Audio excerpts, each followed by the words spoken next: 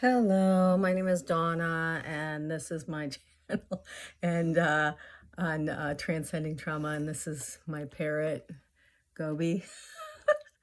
Um, Hi. So my channel is about transcending trauma.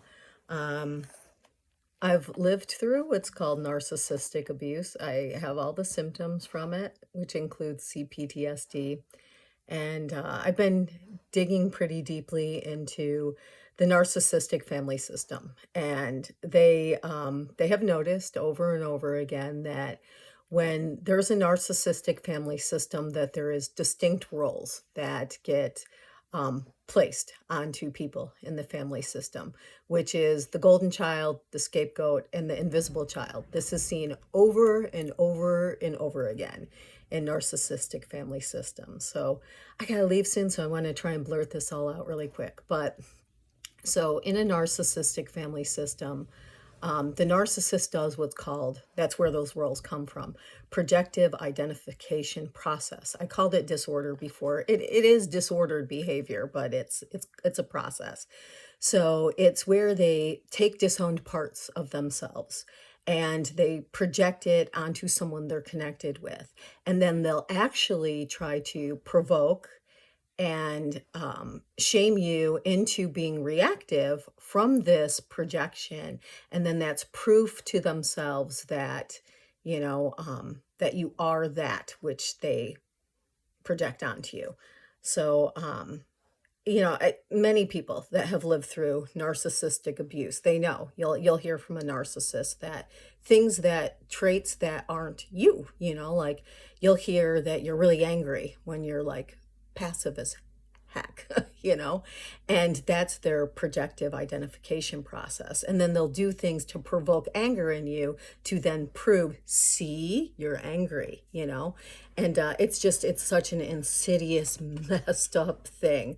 But and it's very unconscious. So I just wanted to talk real quick about the scapegoat and about, okay, so to tie it all up together quick is that there is a difference between self-awareness and self-reflection. Like there's a lot of self-aware narcissists out there that, they're aware they're a narcissist, but they aren't self-reflective.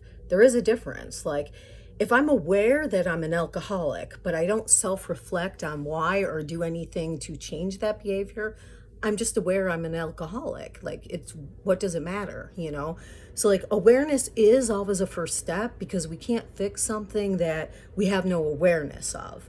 But there's steps after that, So being aware that I was the family scapegoat, and I was also, played parts of the invisible child as well, but I was definitely scapegoated in my family. And they won't be able to see it. The projective identification process is it's an ingrained thing. It's what you grow up with. You can't see it, So just about self-reflection. So as the scapegoat, knowing that, think if you grow up as being blamed all the time for things, and, being where people can't see you and you're being blamed, what type of behaviors do you think that would then create in that person, that hyper accountability, that hyper caretaking, So, if you're to blame, my God, then, you got to fix that, And if you're to blame, like you take on that projection from the narcissist, you take on whatever thing they're projecting out and you absorb it. And then you are the one carrying that burden for them.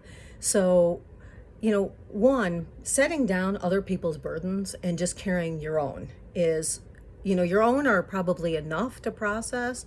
Don't carry other people's. This is that, picking up that proverbial ball for them and, or that burden or that baggage and carrying it for them. It's not helping them and it's not helping you. So then about self-reflection. When you're the scapegoat, and you will have compulsive behaviors, we all do. Everyone, even outside of the narcissistic family system, what we grow up is what's instilled into our subconscious, So we're all programmed, conditioned to behave certain ways until we get really aware and self-reflective and fight against these compulsions. So what would the compulsion of a scapegoat look like? You know, it is that caretaking. It's that I want to figure out the narcissist. I want to help the narcissist. It's, it's a complete invisibility to own's needs and own's, empathy for self, and just putting everyone else above you and before you. It's so I had to start to ask, when I'm deeply empathizing with someone who is mistreating me, is that a compulsion? That's self-reflection. Is that a compulsion? Am I really just so highly kind and empathetic that someone mistreating me, I can just see through that, and I just have so much care and love for them? Or is that a compulsive behavior that I grew up performing because of that identification that was put onto me, that projection? That's who I am.